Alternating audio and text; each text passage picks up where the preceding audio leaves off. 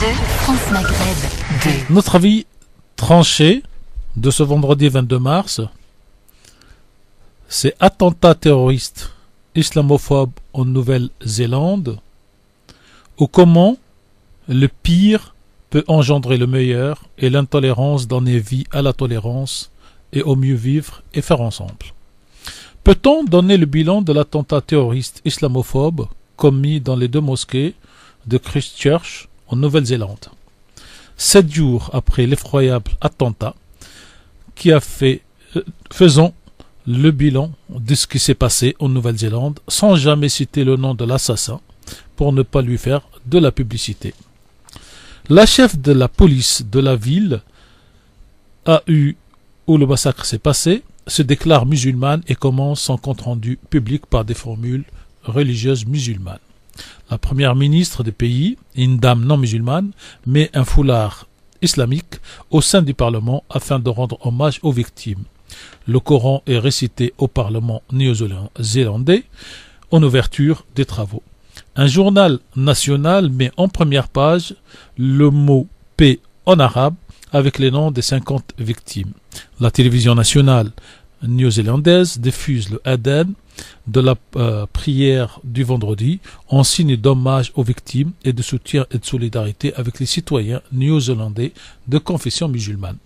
La police néo-zélandaise a assisté à des cours islamiques dans la mosquée où le massacre a eu lieu pour mieux connaître les préceptes de l'islam.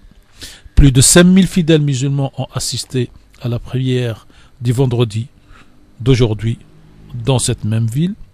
Le taux de remplissage des mosquées pour ce vendredi a triplé par 3 et plus de 10 000 néo-zélandais non musulmans ont assisté dans des parcs aux prêches de la Jumu'ah à Christchurch aujourd'hui en mémoire des victimes. En 7 jours, des centaines de citoyens néo-zélandais ont fait le choix libre de se convertir à l'islam. De nouvelles lois seront adoptées par le Parlement néo-zélandais pour réduire la possibilité d'acheter certaines armes afin de protéger au mieux toute la population néo-zélandaise.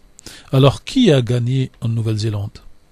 Le vivre ensemble ou le terrorisme? Je vous laisse répondre. De tout cela, il sortira que la Nouvelle-Zélande ne sera pas un pays musulman. Et on ne procédera pas au grand remplacement culturel dans ce pays. Par contre, le vivre et le faire ensemble sortent très fort et très renforcés. Chez nous en France, par contre, vous connaissez la réponse. Certes, la mairesse de Paris, Madame Hidalgo, a pris la courageuse décision d'éteindre les lumières de la Tour Eiffel, comme elle l'a fait pour les autres attentats terroristes de tous bords, et cela reste à l'honneur de la mairesse de Paris.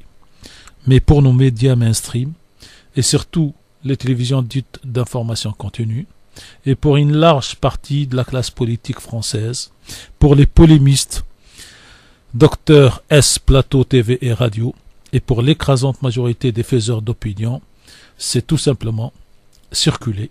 Il n'y a rien à voir, il n'y a rien à dénoncer.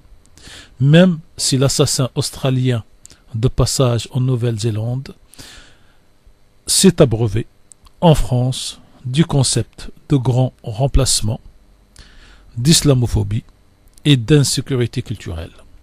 Pire, certains parlent d'œil pour œil, d'autres parlent de match retour qui n'est pas tout à fait gagné au vu du score 100 morts au Bataclan contre 50 morts en Nouvelle-Zélande, avec cette bêtise supplémentaire qui n'autorise pas les circonstances atténuantes pour ces personnes, qui est que parmi les morts du Bataclan et de Nice figurent de nombreuses victimes de confession musulmane.